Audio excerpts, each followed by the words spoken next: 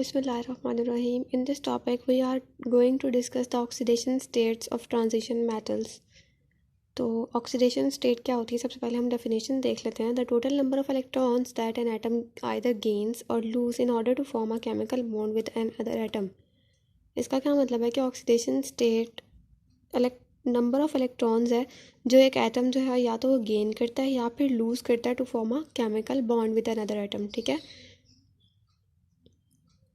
तो हम देखेंगे कि हम ऑक्सीडेशन स्टेट जो है वो कैलकुलेट कैसे करते हैं किसी भी ट्रांजिशन मेटल कम्प्लेक्स की. ठीक है, तो फिर क्या होगा कि जो भी ऑक्सीडेशन स्टेट होगी, ज़ाहिर है हमें उसमें बाकी सबके चार्जेस पता होंगे और हमें किसी एक का नहीं पता होगा. जैसे अगर हम ये एग्जांपल देखें तो इसमें हमारे पास कोबाल्ट है पहला और कोबाल्ट को देखते ही हमें पता लग गया कि ये हमारे पास ट्रांजिशन मेटल है और साथ अमोनिया है और साथ क्लोरीन है. ठीक है, तो अमोनिया जो है हमें पता है कि जो न्यूट्रल एटम होता है ना, उसकी जो ऑक्सीडेशन स्टेट होती है वो भी न्यूट्रल होती है, यानी ज़ीरो होती है. तो NH3 के ऊपर ओवरऑल चार्ज ज़ीरो है, इसलिए इसकी ऑक्सीडेशन स्टेट भी क्या होगी, ज़ीरो. उसके अलावा अगर हम बात करें कोबाल्ट की, तो कोबाल्ट एक ऐसा एटम हमारे पास मौजूद है जिसकी हमें ऑक्सीडेशन स्टेट पता नहीं है, हमने फाइंड करनी है, तो हम इसको ले लेंगे X. जबकि अगर हम बात करें क्लोरीन की, तो हमें पता है कि एक क्लोरीन के एटम में 7 इलेक्ट्रॉन्स होते हैं आउटर मोस्ट शेल में. ठीक है, तो इसको एक इलेक्ट्रॉन की कमी होती है, एक इलेक्ट्रॉन ये गेन कर सकता है, तो हम लगाएंगे -1. क्लोरीन की जो है वो -1 होती है, जबकि सोडियम की जो होती है वो +1 होती है. ठीक है, तो यहाँ पर अमोनिया की आएगी 0. तो हमने क्या किया, अगर तो यहाँ पर ये देखो, ये जो है ना ब्रैकेट के बाहर अगर कोई चार्ज होता तो हम इसको इक्वल करते उस चार्ज के ऑपोजिट के, यानी अगर यहाँ पर +2 होता तो हम लिखते = -2. लेकिन यहाँ पर कुछ भी नहीं है, तो हमने इसको इक्वल किसके किया, 0 के. ठीक है, हमने इसको 0 के इक्वल रख दिया. अब हमने क्या किया, कोबाल्ट की जगह पर लिखा X, अमोनिया की जगह पर लिखा, ये 3 था ना साथ, तो 3 को मल्टीप्लाई करते हैं अंदर वाले से, तो 3 × 0. ठीक है, प्लस क्लोरीन के बाहर क्या था, 3 × -1, क्योंकि क्लोरीन का चार्ज होता है -1. जब इसको सॉल्व किया तो ये वाला फैक्टर 0 हो गया, तो क्या बचा, x - 3.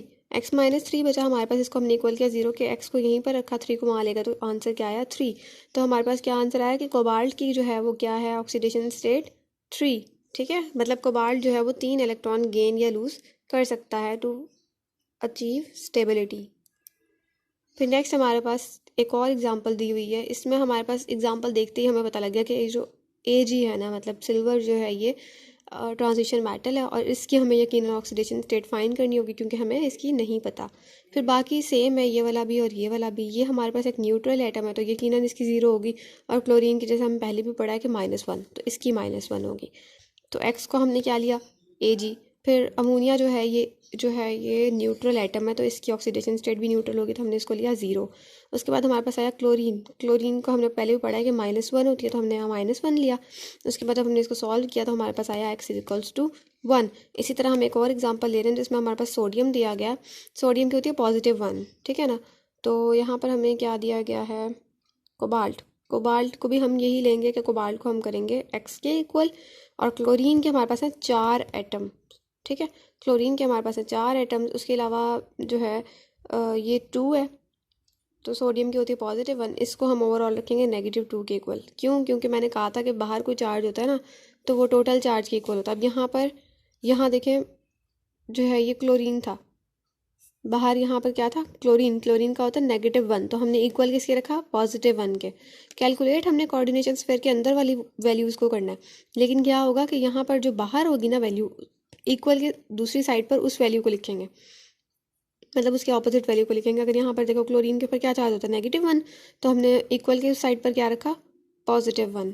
ठीक है, तो इसी तरह यहाँ पर बाहर चार्ज क्या है, +2, तो हमने इक्वल की दूसरी साइड पर क्या रखा, -2. और कोबाल्ट का हमें फाइंड करना था, क्लोरीन का हमने 4 - 1 किया, मल्टीप्लाई किया तो 4 - 2 क्या आंसर आया, 2. तो मतलब यहाँ पर कोबाल्ट पर क्या ऑक्सीडेशन स्टेट है, 2.